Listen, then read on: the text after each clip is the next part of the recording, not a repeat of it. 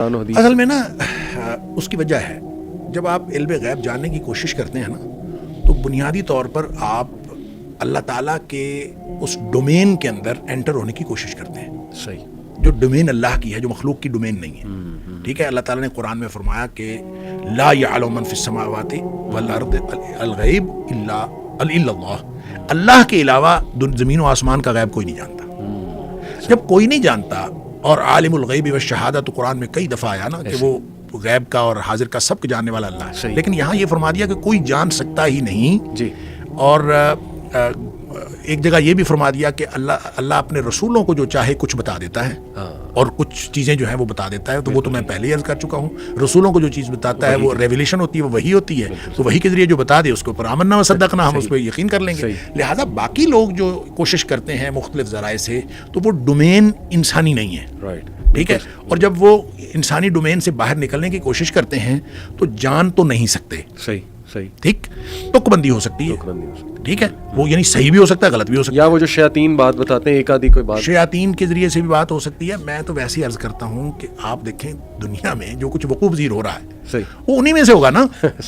تو آپ ان میں سے کوئی ایک بات بتا دیں اور 10 لوگوں کو آپ بتائیں گے تو جھوٹ ہوگی, ایک کو بتائیں گے سچ ہوگی. میں آپ کو اپنا تجربہ بتاتا ہوں. جی.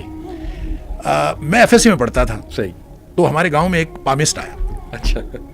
تو اس نے آ کے لوگوں کے لاہور سے پامسٹ آیا گاؤں میں, تو اس نے لوگوں کے ہاتھ دیکھنے شروع کر دیے. صحیح. تو جناب ہمارے تو گھر میں رش لگ گیا. تو جناب جو آئے وہ ہاتھ دیکھے اور بڑی دنیا. اور یہ میں نے آپ کو بتایا علم ہی ایسا ہے کہ ہر شخص لپکتا ہے اس طرح. ایسی. اچھا, وہ دیکھتا رہا تو میں نے اس کو نا 8-10 لوگوں کے ہاتھ دیکھتے ہوئے دیکھا. صحیح. تو میں نے سوچا یہ تو میں بھی دیکھ سکتا ہوں. اچھا. یقین کریں میں نے زندگی میں پامسٹری کی کوئی کتاب نہیں پڑھی. مجھے یہ تک نہیں پتا کہ کون سی لکیر کس مقصد کے لیے, پتہ ہی نہیں. لیکن میں نے کالج میں ایف ایس سی میں پڑھتا تھا, میں نے کالج میں جا کے مشہور کر دیا کہ میں پامسٹ ہوں اور میں ہاتھ دیکھ سکتا ہوں. تو بس پھر کیا تھا, لوگ میرے پاس آتے تھے ہاتھ دیکھنے, میں ان کے ہاتھ بڑے ایک ماہر پامسٹ کی طرح میں دیکھتا تھا. اور کسی کو بتانا کہ تم کنجوس ہو, کسی کو کہنا کہ تم یہ ہو فلاں ہو, اور مستقبل کی باتیں بتا دینا.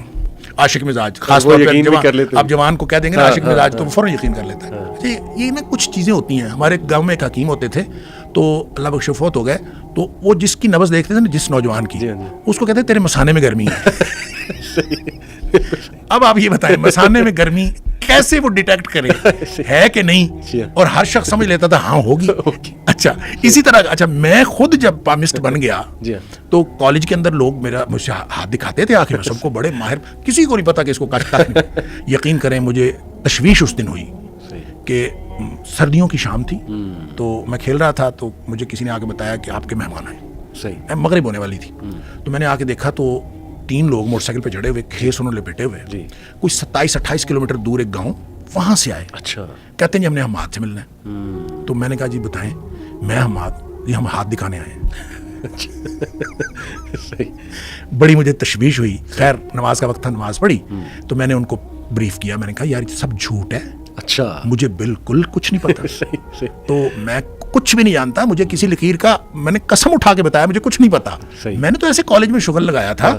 تو آپ نے کہتے جی نہیں ہمیں نا جس بندے نے بتایا وہ پکا بندہ ہے. اچھا. تو پکے بندے نے بتایا. اچھا, میری ساری تقریر سن کے میں نے بالکل صاف بتایا کہ بالکل جھوٹ ہے, مجھے کچھ نہیں پتا.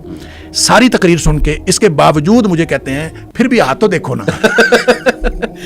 اور یقین کریں پھر بھی میں نے ہاتھ دیکھا, اور میں نے اسی طرح جیسے میں کرتا تھا میں نے ان کو اسے اندازے, تو اس کو میں نے بتایا. تو انہوں نے یہ کہا کہ ہاں تو ٹھیک ہی کہتا ہے.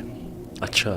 یہ وہ بات ہے جو نبی کریم صلی اللہ علیہ وسلم نے فرمائی کہ من اتا عرافن, جو کسی عراف کے پاس جائے, کسی پیش گو کے پاس, اور جو کہتا ہے کہ میں جانتا ہوں, اس کے پاس جائے, فسالہ, صرف اس سے جا کے پوچھے.